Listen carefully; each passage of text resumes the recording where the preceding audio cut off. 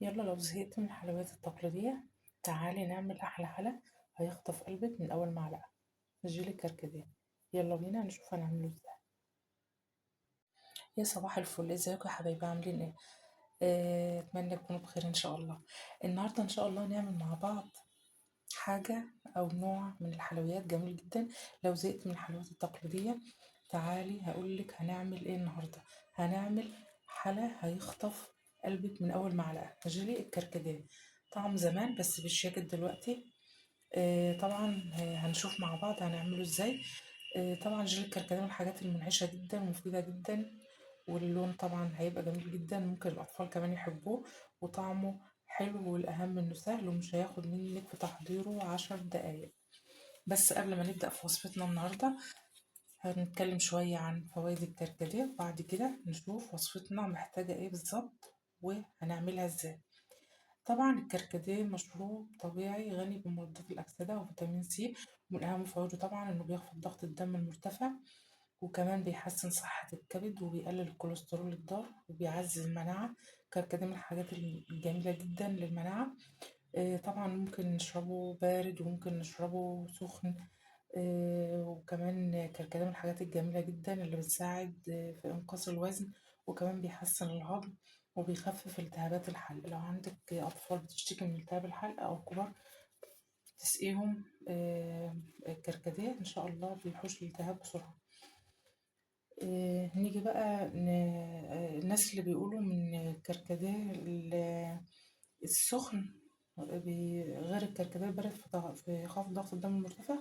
لا طبعا، هو الكركديه السخن والبارد بيخفضوا ضغط الدم المرتفع، بس بشرط انك تكوني نقع الكركديه شويه كتار، يعني تنقعها قبلها بساعه او كده، وعايز تغليه غلي عادي. هنستخدم في وصفتنا النهارده الجيلاتين. الجيلاتين طبعا بروتين طبيعي مشتق من الكولاجين الحيواني، غني طبعا بالأحماض الأمينية اللي بيعزز صحة المفاصل والعظام، وكمان بيحسن مرونة البشرة، وبيقوي الشعر والضوافر، وبيساهم كمان في دعم صحة الجهاز الهضمي، وبيحسن صحة النوم، وبيعزز الشعور بالشبع. يعني لو انتي واكلة حاجة فيها جيلاتين هتحسي بالشبع. طبعا مفيد جدا في عملية إنقاص الوزن برضو. يعني معاكي كركديه وجيلاتين في وصفتنا النهاردة، الاتنين من الحاجات المهمة جدا في عملية إنقاص الوزن. بس هقولك ملحوظة عشان تستفيدي من فوائد الجيلاتين. لازم تدوبيه في مية دافية. لو تستخدمي الجيلاتين في أي وصفة، سواء في الوصفة بتاعتنا أو في أي نوع من أنواع الحلويات، لازم تدوبيه في مية دافية، بلاش مية ساقعة. مكونات وصفتنا النهاردة سهلة جدا وبسيطة جدا جدا جدا. هنحتاج كوباية ناشفة من الكركديه، معلقة واحدة جيلاتين، عصير ليمونة، معلقتين عسل، ولو حابة تحط سكر مفيش مشكلة. أول حاجة طبعا هنعملها، هنحط كوبايتين مية،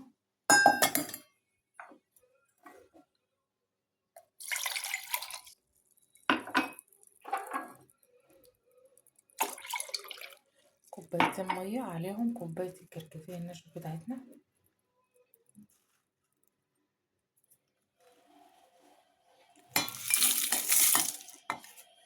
هغليهم على النار لغاية ما الكركديه لونه ينزل في قلب المية كلها، وبعد كده نشوف هنعمل ايه. على ما الكركديه بتاعنا ياخد اللون، هندوب معلقة الجيلاتين زي ما قلتلكم في مية دافية.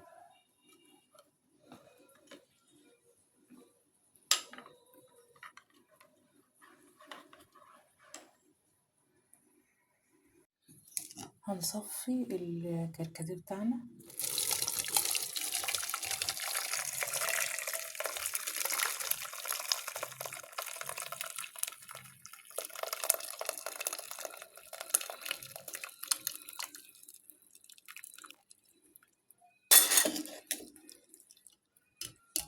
زي ما انتم شايفين كده.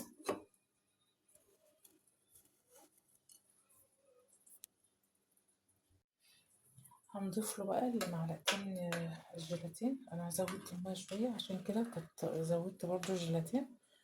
هنحط الجيلاتين كده.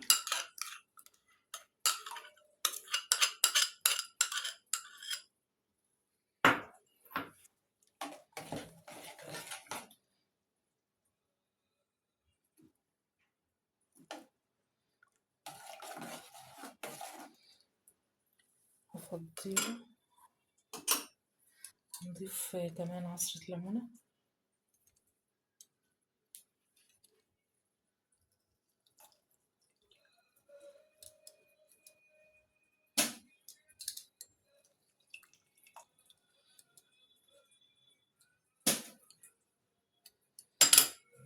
هنضيف بقى العسل بتاعنا زي ما قلتلكوا، لو حابة تحط سكر مفيش مشكلة.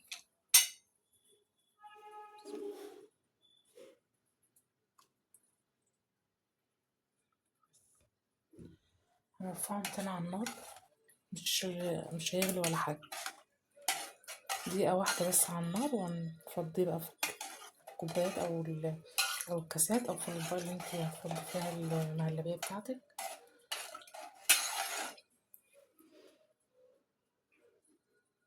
نفضي بقى الكركديه بتاعنا بالمنظر اللي انتوا شايفينه ده كده، وندخله التلاجة من ساعتين ل3 ساعات، وبعد كده نشوف شكله عامل ازاي. وده شكل العسل بتاعنا اهو بعد ساعتين في التلاجة. شايفين اللون؟